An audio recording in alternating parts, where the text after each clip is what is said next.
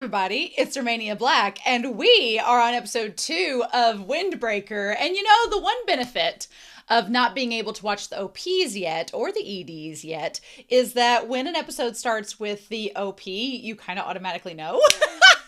So I pulled up this episode and immediately it was like, just had the first frame on the streaming service was the OP. And I was like, oh, it started with the OP.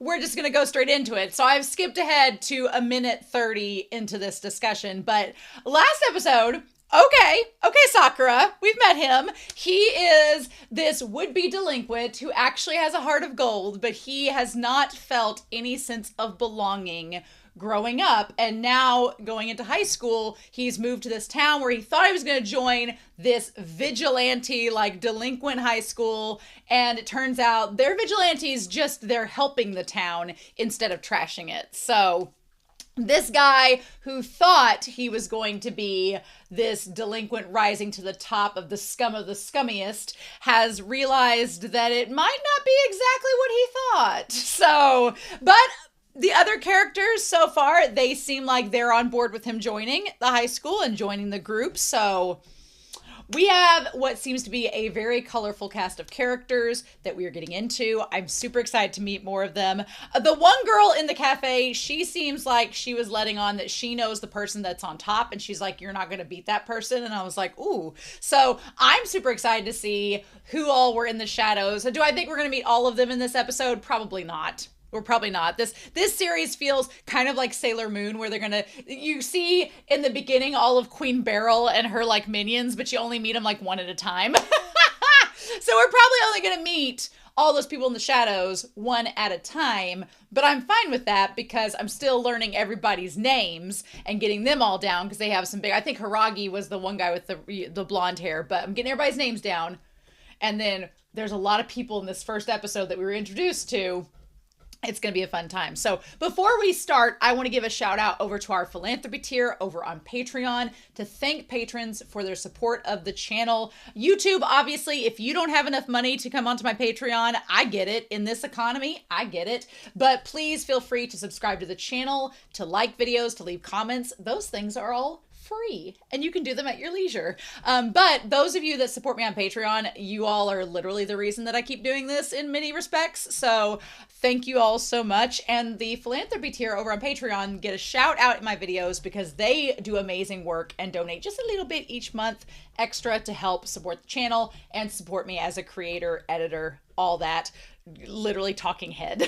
So thank you to Alex Cornejo, to Be Happy, to Bisa, to Dana, to Damage3245, to Devorin, to Destiny Marie, to Ichu, to Eric, to Ghostly Turnip, to Fisho, to El Freya, Lyndon, Liam Posel, Murphew, Willie Morris, Translucent Men, Sunspots, Shimoyama, Daniel, and James. Thank you all so much. I greatly appreciate it. All of my love. So yeah. That's where we're at. I have nothing else to say except that I could have recorded other things for the channel tonight, but I was like, no, I want to record Windbreaker. So that's where we're at. So I'm super excited. I hope you all are as well. We're going to start at 1:30 after the OP, and we're going to do that here in 3, 2, 1.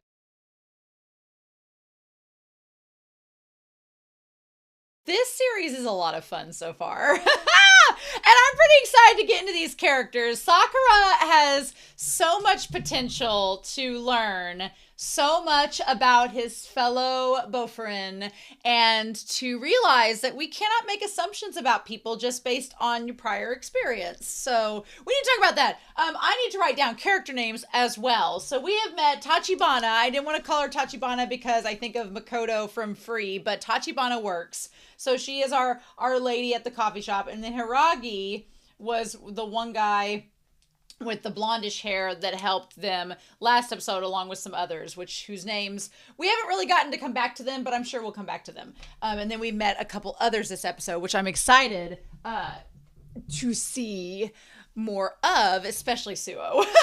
So let's talk real quick. We'll get to them and their voice actors because I pulled them up because I was like, I recognize their voices. The one voice that I don't think will be listed as part of the main cast, but if you know who the voice actor is, the voice actor for the baker, I swear I've heard his VA a million times and I could not place who the baker is. So comment down below if you know who that voice actor for the baker is. I was like, who is that?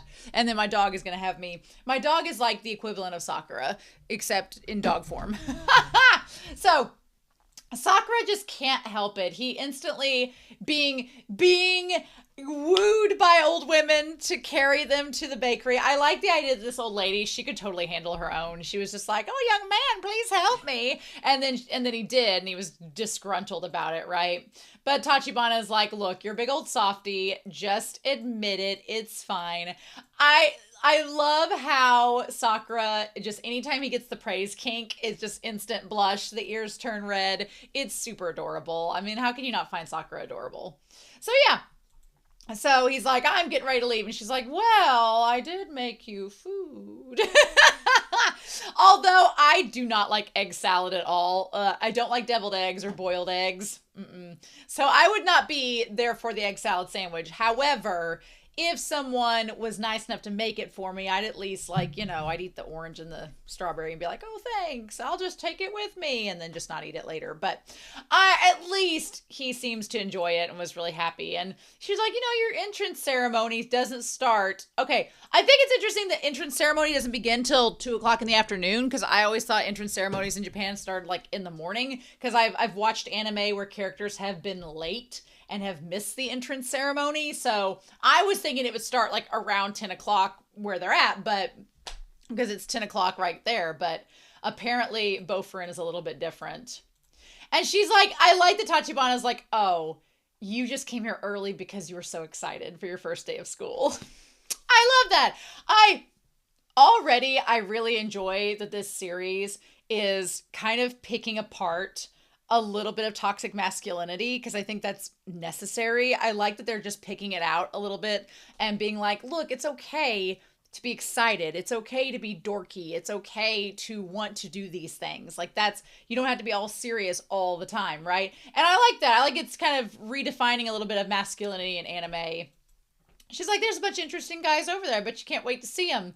So then we have Nirei, who comes in here. Nirei looks like an amalgamation of things. He looks like the top henchman in Way of the House Husband with the blonde bleached hair, the bangs bobby pinned back, the kind of floral tropical shirt, the chains, the glasses, except he has the freckles. Oh my gosh, he's the nerd that tried to make himself into a badass yakuza.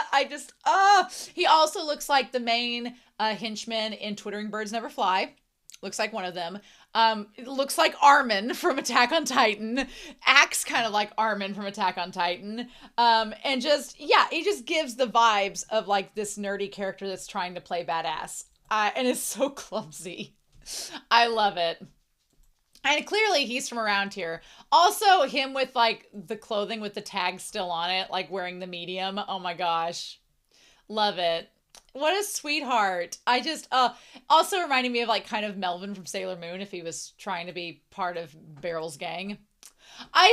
He's a great foil for Sakura because Nirei is so earnest. He's very earnest, very sympathetic. He's just this little bean who has his heart on his sleeve and he's trying all of the things. And he's a great foil for Sakura who is, putting on the front of being as badass as he possibly can, right? And I like that Nirei's kind of shameless. He's just like, oh, imagine that. Who knew? She's like, you guys are going to be in the same grade. And he says, I've never seen you before. Did you come from out of town? And when he brings up the hair color difference with Sakura's like, what about my different colored hair? I love that he thought it was because he was so stressed his hair went white. Adorable. Love it. Love him. So yeah. He's like, am I stressed? I do like the physical comedy and the chibi versions that they have in this show. It's really cute and funny. I like it. And the character design is just... The character design of these characters is top-notch so far. I'm digging it. a lot. And she's like, he means no harm. That's just how he is. As he has his top secret little book that he keeps his notes on all the ones he thinks are cool. He's like a fanboy. Love it. He's like, Furin High isn't an ordinary high school. And then we got this, members of Furin stood up to protect the locals. So again, we have like this one character has a gas mask in the front row. There's Hiragi standing there. There's this woman that I am so intrigued to seeing because she has like she is literally like the band Cake. They're from the 90s. Have you ever listened to the band Cake? They have that song, The Distance. He's going the distance. Dun-na, dun-na. They also have a song called Short Skirt and Long Jacket, which is one of my favorite songs by that band. But this girl is embodying she wears a short skirt and a long jacket. Like, just embodying it. I'm living for it so far. Cannot wait to meet her.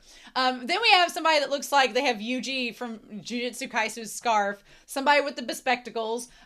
We met the one guy in the back with like the Lovecraftian from Bungo Stray Dogs hair. We met him. We're going to talk about him. He looks like a combination of Lovecraft from Bungo Stray Dogs and a character from Slam Dunk. So, from those two characters like combined. So that's fun. But yeah, there's some of these designs. I just cannot wait to see them all in action walking around. And then we have this white-haired man that's leading them. How he's still in high school, who knows? Maybe he got held back. This town looks a little rough. Wouldn't put it past it. But yeah. And then he's like, well, why should a nobody with no ties whatsoever come to this town? And he's like, I'm taking the top spot. And even our dear sweet Nirei, who's the most precious angel baby, is like, no, that's not gonna happen. He's like, I'd be satisfied if I'm the best among them. And he's like, cool, but that's not gonna happen. If you strive for that, you're gonna go bald. He's like, fine, we're taking this outside. I want to see what was on the restaurant menu at this place. Right, because he's like, we're going to take it outside. It says pasta, bologna, Neapolitan basilico, pepperoncini. Interesting. So yeah, he says we're going to take it outside. And then she's like, don't you want your normal breakfast? He's like, I'll ruin my uniform. Starting today, I'm a hero of justice too. Now, our boy Sakura makes some pretty big assumptions about Nirei that we've just met, saying that a klutz who wouldn't listen to what others say. And I like the analogy that Tachibana says, he's like, a hero of justice should be cooler than that. And she's like, you shouldn't judge people by how they look because, that's a bit pot calling the kettle black since you seem to have so much umbrage with people judging you by your appearances. And then Sakura says, well, it's not just his style. Guys who are only about style chicken out in fights. And she's like, aren't you making assumptions? And he's like, I've seen it a sickening number of times. But again, one of Sakura's kind of flaws as a character so far is that he, for, pot calling the kettle black, has had a lot of people make assumptions about him. He's known Nirei for all of 5 minutes. So less than 5 minutes. So I'm like, you barely know this guy. Like, you can't, just because he's clumsy and does, I bang my elbow on things 20 times a day, right? But that doesn't determine my character. So you can't really fully judge someone, sometimes based on years of knowing them, but especially within 5 minutes. And Tachibana tries to kind of make that talk where she's like, I don't know if you can really do that. So she makes the analogy about the coffee. She asks what color are what is the coffee fruit's original color? I was thinking of cacao. I was thinking of chocolate. I was thinking of cocoa plant because they're kind of like this mushy green, white. Cocoa in its natural form looks disgusting. Just saying. But I was thinking of that, not the coffee. So she talks about, he's like, coffee colored? She talks about it being red, smooth like a cherry. And at first, I thought they harvested what we see in the jars. I didn't even know that it's just the seeds inside when they take it out. When you look at things only from one perspective, you don't see its true shape. Love that coffee analogy. Love it. And she's like, something that seems really smooth and sweet on the outside turns into something really bitter on the inside. You just can't make assumptions. If you make an assumption, if you assume, you make an ass out of you and me. And Sakura doesn't need to do that. Isn't it too quick to make an assumption? Talk it out.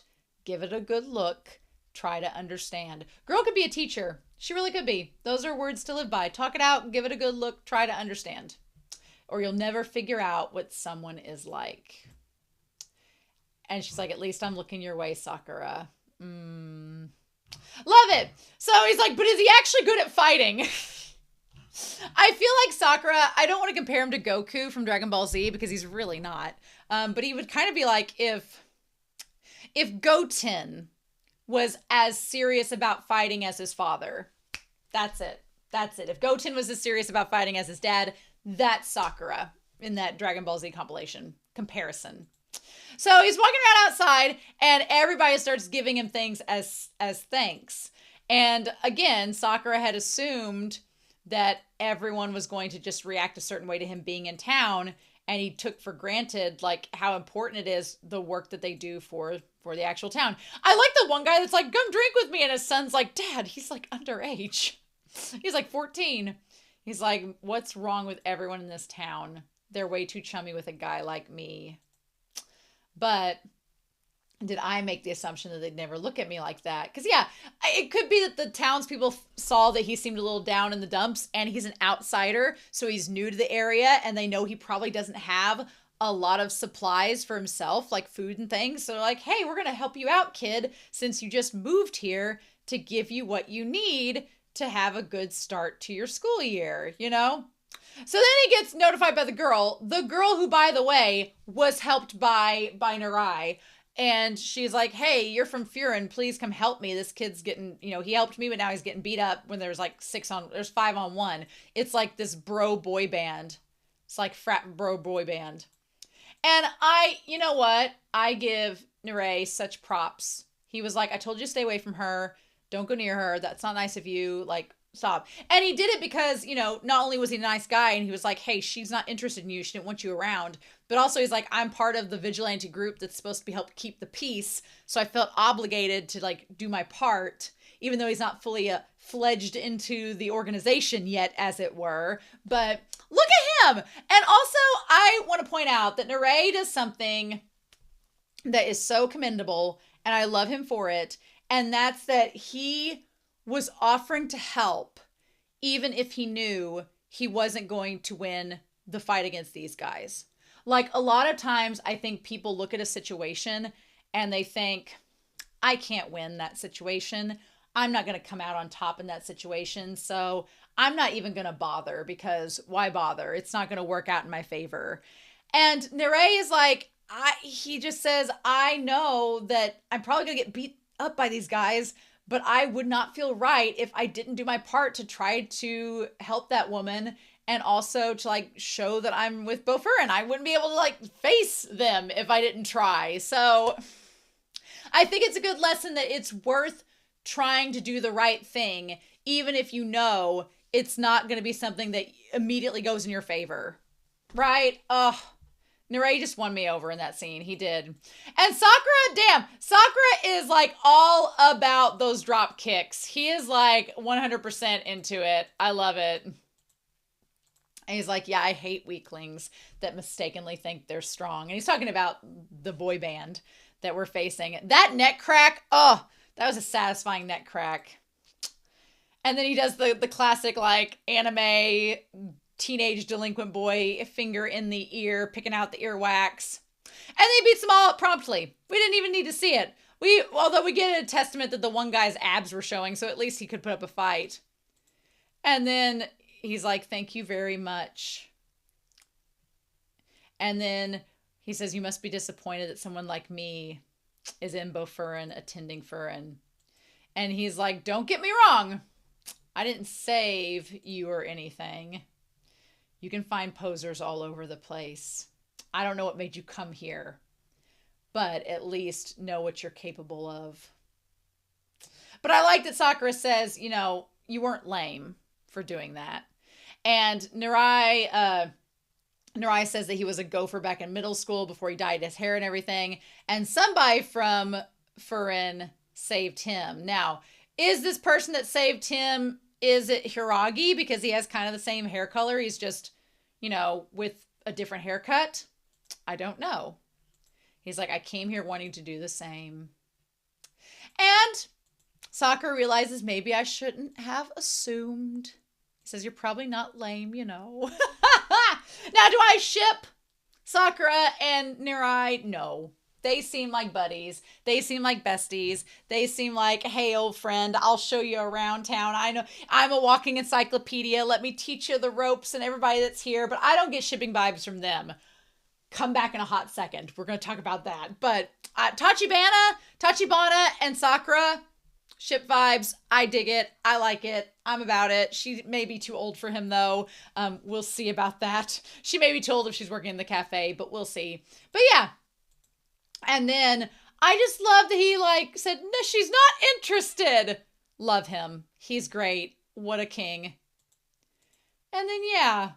And then she says, thanks to you too. And of course, Sakura cannot handle any praise kinks. He cannot handle the praise kink that he secretly has, right? And then Nirei saying that he thinks that Sakura's cool, wants to get down all his information.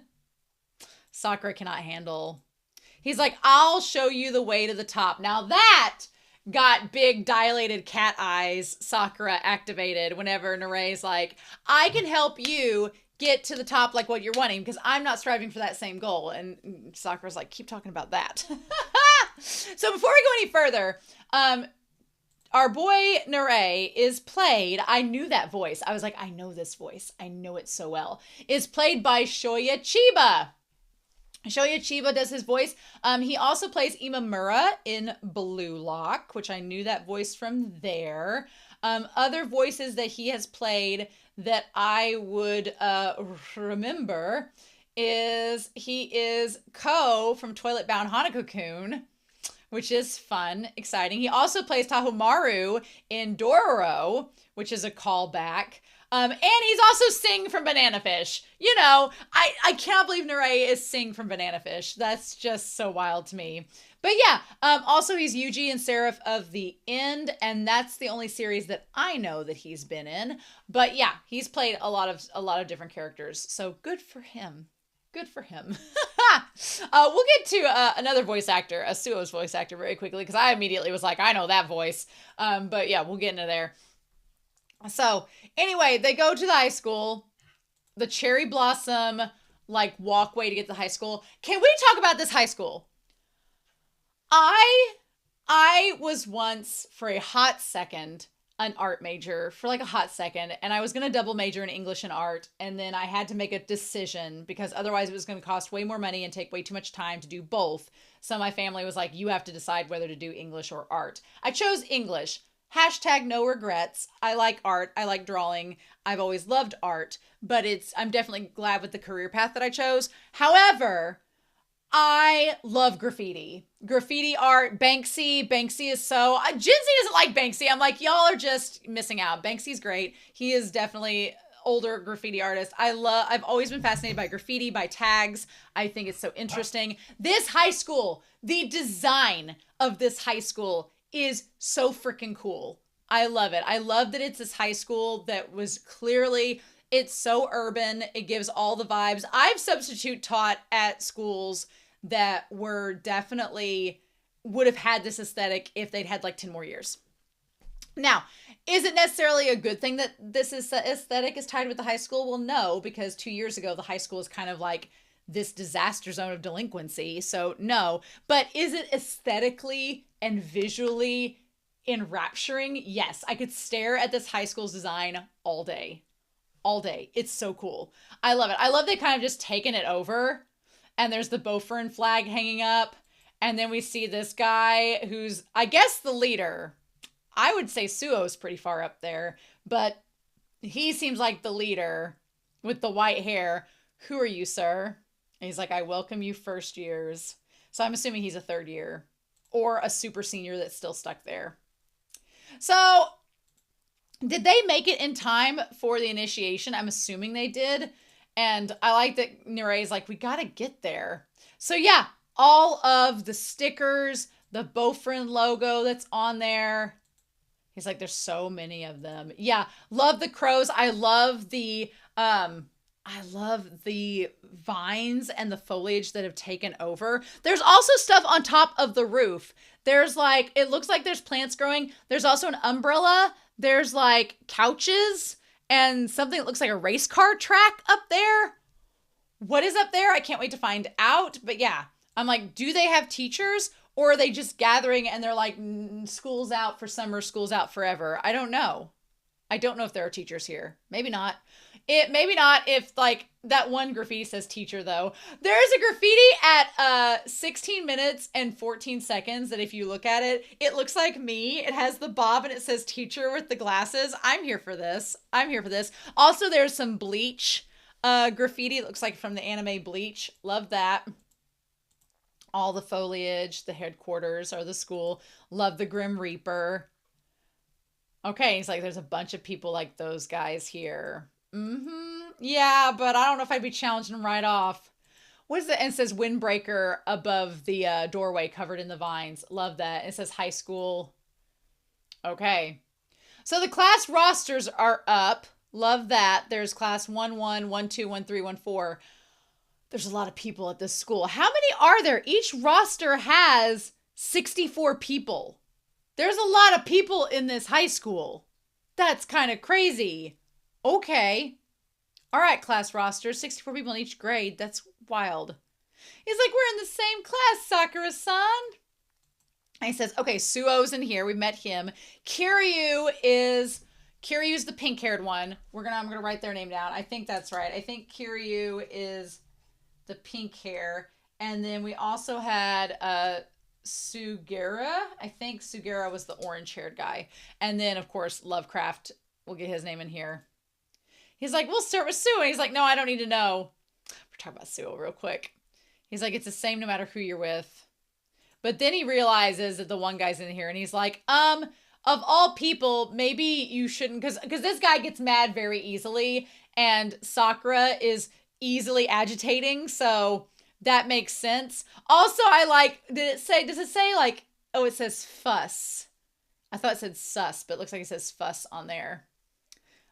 Man, this whole school, on the one hand, the graffiti is amazing. I love the aesthetics. On the other hand, the dirtiness of that school would make me like want to just grab a mop. But yeah, so all the graffiti, the grapes, there's like the cat with the boombox. I'm doing it. He's like, so do you want to go home? He's like, can you promise me one thing? Please be friendly to everyone. I also like his glasses are gone. So the glasses were just for, I think they were just for aesthetics. Please smile and you gotta smile. And Sakura's like, why? I love it. So he's like, because, you're an outsider. So, everybody might ask why you're here. It's important to get people to understand that you're harmless, that you're not Furin's enemy. And he's just like stretching on the ground, getting ready to fight. There's graffiti behind him that says dancer on it. He's like, I'm ready to go. And he's like, I don't know what kind of guys are in there, so I gotta be ready for anything. Yeah, there's like a race car track on the roof. What? And games? He's like, you don't want the entire school to turn against you. There's also like a track in the back. Like, I'm guessing that's like for exercising or something. Oh, there's a skate park up on the roof. There's a skate park. Oh, bitch, get Skate the Infinity. I've missed it so much. We've got it on the rooftops, y'all. Yes. Okay. All right. I'm guessing they just, do they go to school here? I mean, stranger things have happened in this rural delinquent, disaster area.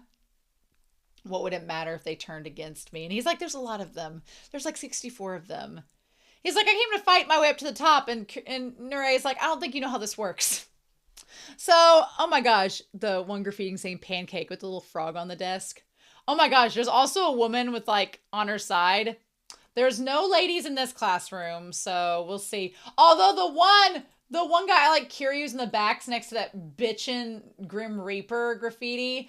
And then the one guy, Sugera, is like doing pull-ups on the window. Also, Suo's in there. I like the chalkboard, has the big dragon on it. I like Suo has a lot of Chinese elements in his design. It's great. Nirei's like, oh my god, they're all staring and shooting daggers. Oh my gosh. But, okay, look. I think he got in an accident. We'll find out about the accident. And Suo got his eye taken out or something. But, y'all, Suo, the voice, the aesthetic, I was like, oh Oh, we're here. Okay, great. Also, who am I shipping our dear sweet Sakura with, if not Tachibana? Why, this person, of course. So, Suo is voiced by none other than Nobunaga Shimazaki. I wanted to get the name right because I was like, oh, I'm gonna say the name wrong. But it's Mahito's voice actor. It's also Nagi's voice actor. It's also Colby in Orbs on the Movement of the Earth. I was like, he voices Colby? I did not realize that. Also, he also voices other characters that you may have seen, like, Haru from Free. Oh my god, yes. He also is Yuki from Fruits Basket. Why are we not surprised? He's been in so many things. He's such a good voice actor. But yeah, Haru, he's been in a ton of anime. He's in Baki. I've not seen Baki, but he's like one of the main characters in it. I'm trying to see if he has any others down here that are like older characters. But I mean, Haru from Free is pretty iconic. So is Mahito. So is Nagi. So, he's been in a lot of things. He's also been in some BL. It's a fun time. Anyway, I'm so excited that Nobunaga is playing Suo. His voice, I'm like, yeah, that all checks out. He looks great so far. He was instantly like, who are you? Kiryu? Okay, Kiryu is giving me such Murasaki Bara from Kuroko's Basketball. Not only the hair being like lavender pink instead of the lavender purple that is Murasaki Bara, but the phone case that's the hot dog and the drip underneath the jacket with like the 90s geometric aesthetic. If they're not related to Murasaki Bara from Kuroko's Basketball, I would be shocked because I love their aesthetic. Love it. Is like, oh my god. And then we have the dragon and the tiger on the screen. If there is anything to symbolize the meeting of two worlds, with Sakura and Suo meeting, the dragon and the tiger, I mean, it feels so interesting. Love it. And Rai's like, he gets easily excited. He's like, you must be Suo. I love he says he's Leonardo DiCaprio, and Sakura is so gullible. He's like, wow, you're from overseas? Love it. I didn't know he was such a joker. I thought he'd be more aloof and cold-hearted. No. Suo gives off the vibes as, Suo has played characters in the past, or Nobunaga has played characters in the past that he's somewhat typecast as being someone that can be very cold-hearted, but also put on a different front from that. Yes. So I feel like his joking and him appearing aloof is very much an act, and that he probably is very cold-hearted underneath it all, or can at least become that way. He's like, this eye patch seals away an ancient Chinese spirit in my right eye. So his actual name is Suo Hayato. So Suo Hayato. So Hayato's his first name, but it's Suo. He's like, wasn't it from an accent? He's like, oh, that's what everyone says. He's like, so it's all talk. And he's like, that's enough about me. I was like, ooh! I was like, oh, we're in it now. And he's like, oh, what you gonna do? And I like that Sakura is ready to go, but he's like, oh, look at you. You helped the street brawl. Isn't that amazing? And everybody's like, street brawl? The Clash. He's like, Hiragi-san and some others headed out.